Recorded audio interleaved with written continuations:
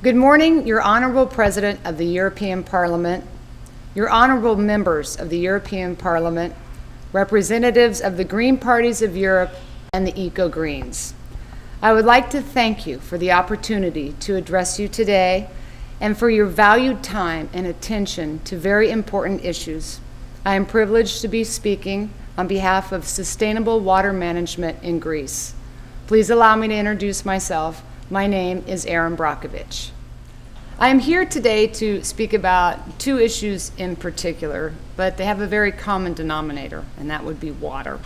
I'm here to address the Asopos rivers and the effects of hexavalent chromium and the contamination of that river and what it's doing to a community in particular in Ofita, Greece.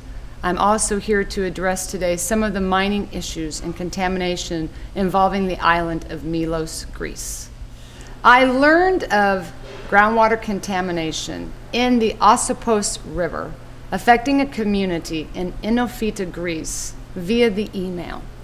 I get emails from people all over the world, and thousands of them.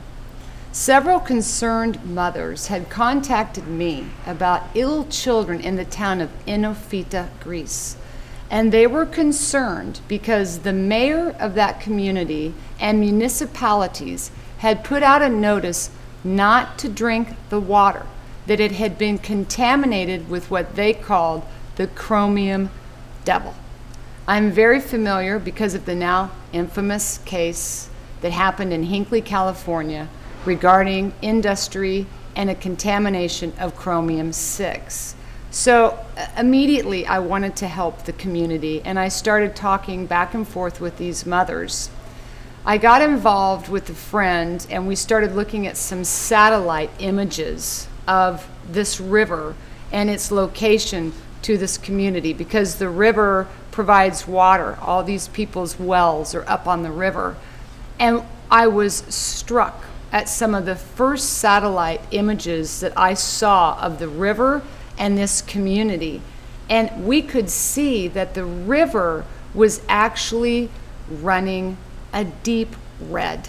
Now, hexavalent chromium at very high levels in water starts out at a pale yellow and goes to a deeper green, and we'll get to a deeper red and almost to a purple state. And you could visually see this in the river. So one of the community members had talked to a journalist, and the journalist ended up contacting me. She actually went out onto the site and was one of the first to report on the contamination of this river and the effects that it was having on this community. And I was very surprised when I saw the photos up close. This river was spilling over and literally running red. I call it the river of death, the red river of death, because that is what's happening. And as I got more involved, and as this initial reporter started doing more work, I come to learn that over 60 industries have been allowed to dump their contaminants into the river. They actually call it a tube sludge.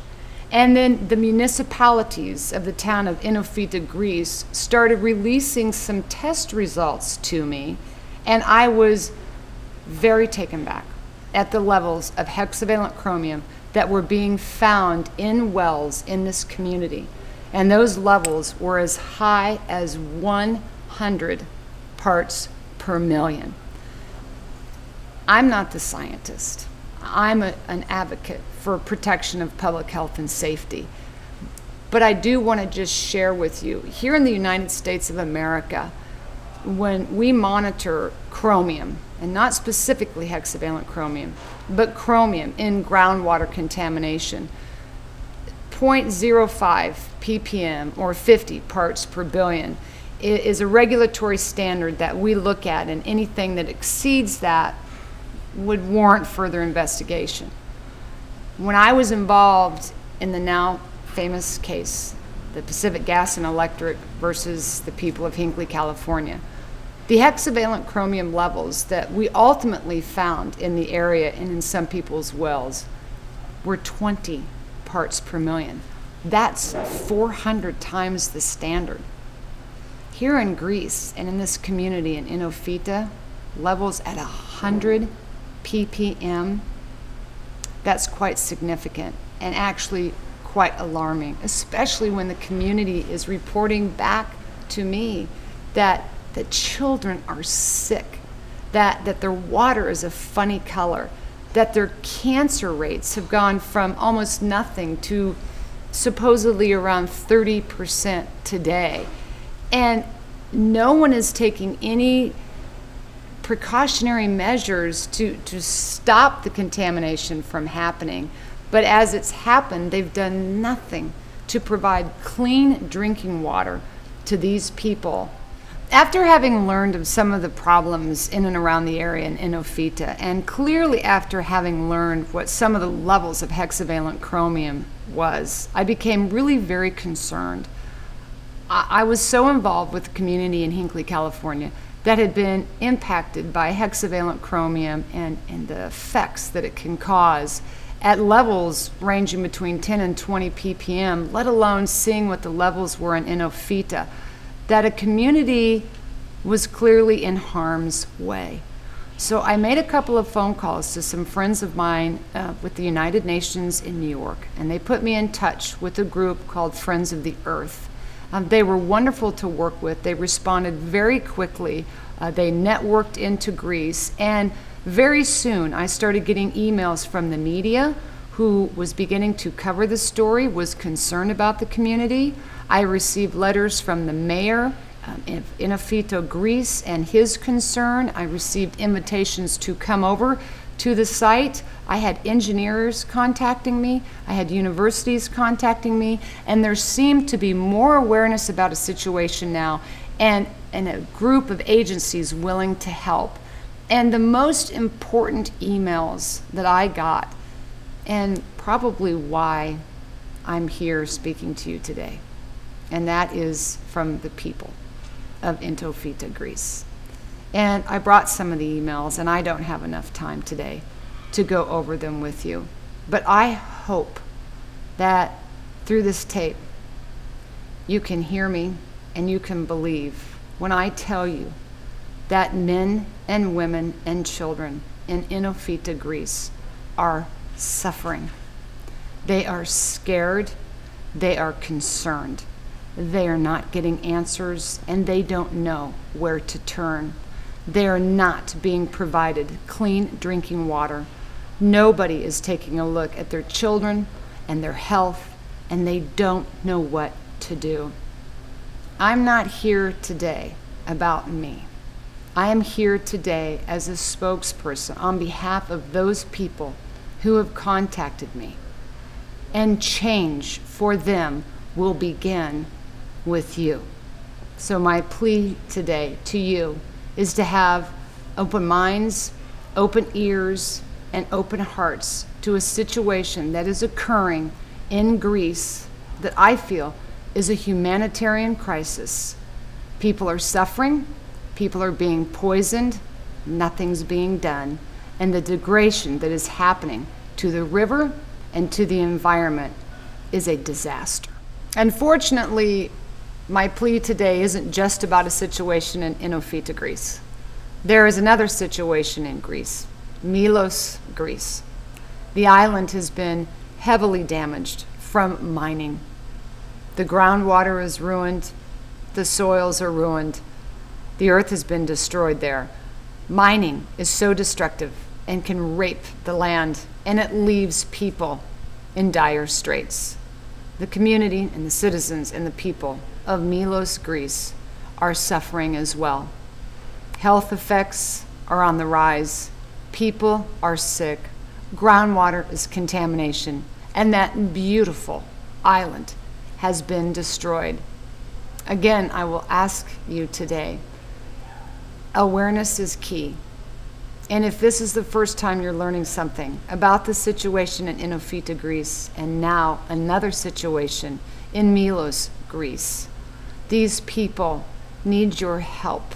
They are desperate for your help. And it is a situation that warrants immediate action. I've been getting many communications and emails from this community, and the same situation has occurred, just in a different location. But the common denominator is the groundwater is contaminated, and public health and safety, again, has been jeopardized. We are looking to you for intervention and for the help that they so desperately need.